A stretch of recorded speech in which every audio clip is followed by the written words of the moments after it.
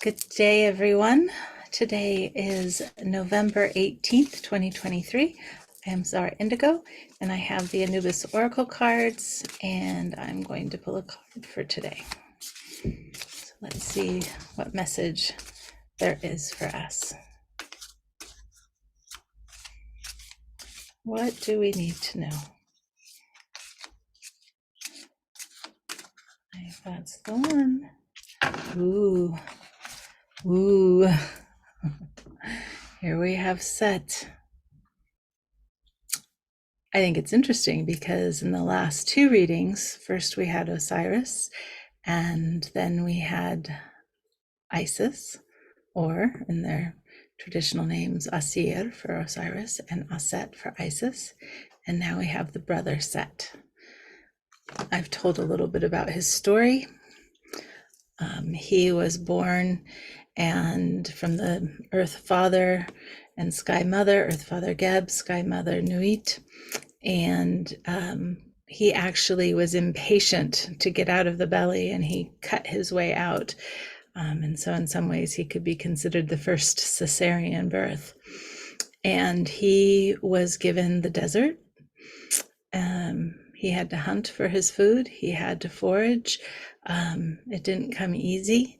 They say that he ate all the lettuce, all the wild lettuce, and the seed. So that means he wasn't cultivating, whereas in the Delta, they were cultivating the seed and growing it so that then they could grow more, save the seed, grow it, grow again and again and again.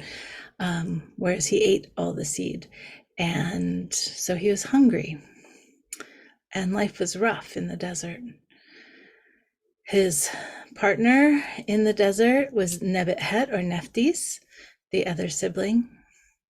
He, I think, was very jealous of his brother, envious that Asir had it easy. You know, they say that every step Asir took, the earth grew with greenness.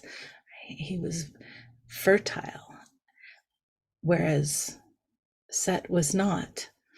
In fact, even to the point where Set could not produce children, he was infertile in that way as well.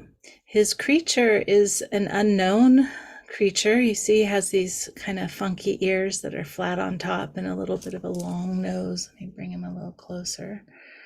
And, you know, he could be a donkey. He could be a creature unknown. Little donkey-like if you look at his legs there and his tail. He holds in his hand a pomegranate, and I know this is a little blurry perhaps, but it's opened so you can actually see the seeds inside of that pomegranate. What you also see in this image is his shadow. So you see the shadow of Set, and he's considered the shadow. On the bottom it says shadow, adversarial ally, and trickster. So I wouldn't say that Set was evil. I would say that Set didn't make good choices. I would say that he represents archetypally the challenge, the obstacle, those things that get in our way that can be difficult, that we can get frustrated with. And as is the case often enough, those obstacles and those challenges present opportunity for growth, present opportunity for us to assess whatever it is that's going on, or maybe the delay that is frustrating in the moment because we think we need to be somewhere. That delay actually prevents something unseen from happening, right? Whereas if we weren't delayed, maybe there would be an accident or some tragedy. So he represents all of that, the trickster difficulties that come up in our lives. One of the other roles of Set is that he would ride on the sun barge with Re to help keep back the evil. And so he in and of himself wasn't evil. He just was troubled, right? He had a difficult life. He was hungry. He was jealous of his brother. He killed his brother twice. The first time is when he put him in the sarcophagus, the one just specifically fashioned for Osiris. Hi, Kitty. Kitty trying to get up on me. And then he goes down the river, and Isis eventually finds him and brings him back to Egypt. And it was when she brought him back, the second part of that story is that she and her sister did the magic to rise him from the dead, to create life, to create the baby Horus, the son of Asir and Aset. And so after this magic was done to conceive this child, Isis and Nephthys leave from where Osiris is hidden in a cave. And while they leave, that hiding spot was found by this guy. And at that point, he's like, I'm going to be done with you once and for all. And he cuts Osiris into 14 pieces. And he throws those 14 pieces into the river. I'm done with you, brother. You're never gonna, hurt me again. I want what's all yours, etc. I've heard it told that part of his jealousy of his brother was that this goes off into a whole the stories in ancient Egypt are like, woo, and over here, and then over here, and there's so many of them, and they overlap and are layered, and oh my goodness. But I'll just drop a little tiny drip, and that's that the god Anubis is the son of Nebuchadnezzar, his consort, and Osiris. And he couldn't conceive, and he found out that this child was conceived and was jealous. I don't know if that's a true story or not. I don't know, right? I've also just heard that he never knew about the baby Anubis, and that Nephthys had him in secret, and then ultimately Aset found him and cared for him and raised him.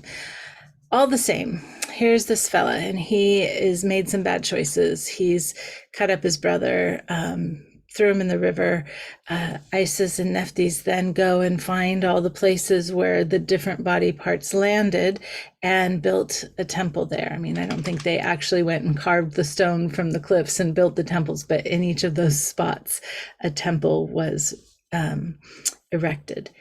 And there was one piece that wasn't found, and that piece was the phallus. And so some say it was eaten by a fish. We don't know. And so here he is today. Here is Mr. Set.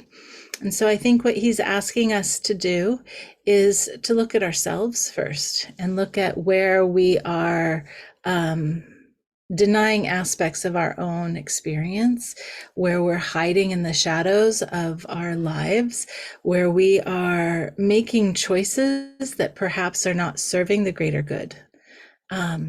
Because it's easy to look out at others and say, oh, that person is doing this and that's not good, or that is doing that and that's not good. And, we can project out on the world all kinds of judgments and opinions about what is right and wrong and good and bad. It's much more difficult to look inside and to really take stock of who we are, what we're doing, what choices we're making, why we're making those choices, and whether those choices serve ourselves, our family, our community, our country, our world, right? So I guess it's all about shining some light into the shadows and seeing what's there and learning from it. Not everything in the shadow is bad, right? There are lots of plants that grow in the shadows, in the shade. The brighter the sun, the deeper the shadow. The brighter the light, the deeper the shadow. However, it's still important to see what's in the shadow. the hieroglyph for the shadow, the kybet in ancient Egypt, is this symbol that has like a line, and it's almost like a mushroom cap on top. But what that actually is, it's like a fan, right? And the role of the Pharaoh's son, eldest son, was to stand behind the Pharaoh and be the shadow and to shade him with that shape that is the hieroglyph for the kybet, the shadow.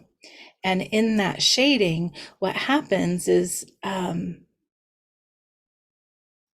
Pharaoh's son learns all that he needs to know to run the affairs of state.